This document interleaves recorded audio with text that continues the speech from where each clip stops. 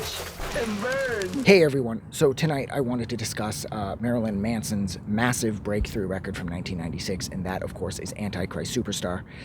The reason that I wanted to discuss this record was because this, as far as I'm concerned, this record, in cooperation with the movie Natural Born Killers, they sum up the attitude and the feel of the 1990s so effectively well, and that you have that like nihilistic sense of destruction.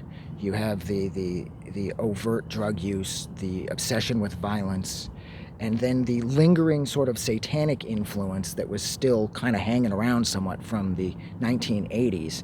And this record nails all of those incredibly well, and it does it in such a way that there's such skill and there's such precision and there's such intelligence that this record feels kind of timeless.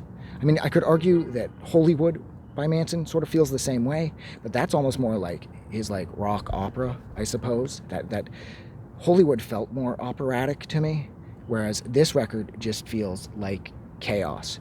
This record is fueled by drug use, a lot of dissent throughout the members of the band. Nobody was really getting along. Him and Twiggy, who wrote the lion's share of the music, were up for 7-8 days straight on massive cocaine binges, and his dreams were starting to fuel a lot of the lyrics, and his dreams were becoming increasingly more and more psychotic. And of course it's Manson, so he's already a pretty big psychopath to begin with, so I buy into all of it 100%.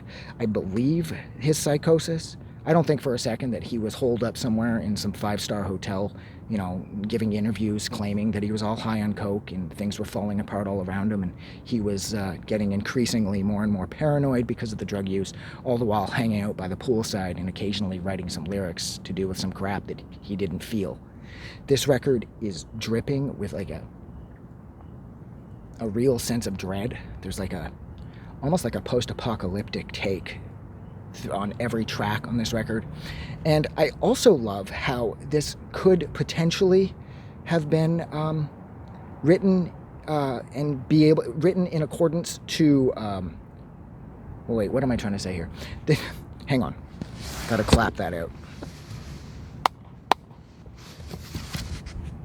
I also love how this record may be the unofficial sort of score for Elias Marriage's Begotten, because if you do sync this record up time-wise to the beginning of Begotten, the runtime is the same, and you'll notice that when things happen in the film, that it's as if they were triggered by the music or vice versa. So, because I've done this myself, and I gotta say that the music does line up with the visuals of the film, and even though the film has its own more natural-sounding, nature-based score, of course, I think Manson might have written this record around the movie Begotten, like the rumors have suggested throughout the course of time, because like I said, when I sync them up, things happen in accordance with each other. Like, you know, the images seem to trigger the music, and the music seems to trigger the images at perfect times. And I also know that Manson employed Marriage to direct the video for Cryptorchid. So there is the Begotten connection right then and there, and I really believe that this is sort of the unofficial score for the movie Begotten. If you don't know what the movie Begotten is, you should probably check it out. I'm pretty sure it's been uploaded fully on YouTube.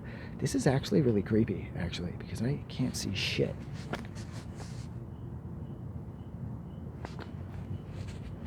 Again, I'm pretty much out in the middle of nowhere while I'm doing these. And with this light in my face, it's cool and everything, but I can't see anything.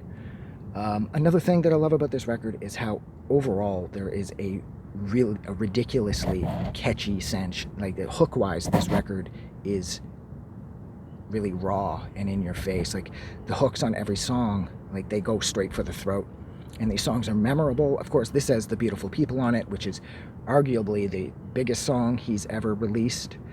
And I mean, Dried Up, Tied, and Dead to the World is on here. Tourniquet's on here. The Reflecting God is on here, and he got in a lot of trouble for that song because apparently it was about suicide, even though I never really agreed with that. The line that says, one shot, your world gets smaller. I mean, I suppose it could be related back to suicide. But then again, this record also sort of ended up getting a lot of attention from what was left of the religious right. and couple that with his incredibly evil performance at the MTV Music Awards back in, I think, 96 or 97, and you could see how religious types, like, their heads were going to explode, you know? This record, I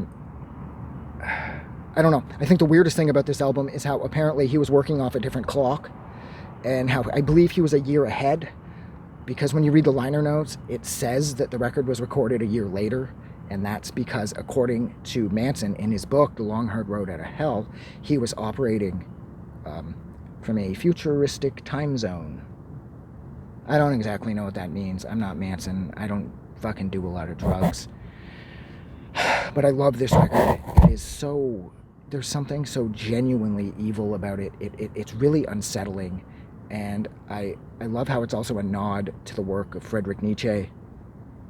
And growing up, Nietzsche was like a god to me, and I loved everything that that man had written. And it wasn't until that I got a little older that I began to realize that his look was sort of depressing. And I didn't really love his philosophy anymore. As I got more and more years ticked off. I started to feel like he was more in line with, like, Schopenhauer.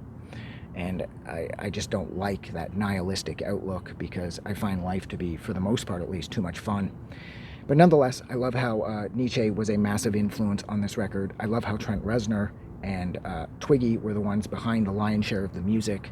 I love Manson's lyrics. I love his wordplay. I love how incredibly smart he is, how incredibly dreadful he can be, and how incredibly aggressive he can be. And yet, he maintains, like, a real sense of catchiness. Like, he knows his way around a hook. And yeah, so this has been, this is a little over 7 minutes. So I am going to stop here. So thank you so much for hanging out with me while I discussed Marilyn Manson's massive 1996 album, and that is the Antichrist Superstar. If you like this review, like always, don't forget to do something nice for somebody. And I am going to go because I am getting kind of creeped out here. I can't see anything. Have a good night. I just wanted to say thank you for making it through the entire video. I really appreciate it. And I'm going to remind everyone one more time, even though I've probably already done this in the video that you just watched, to please click the like button as well as the subscribe button, because it helps this channel grow. And thank you for hitting like and subscribe. And we will see you guys really soon.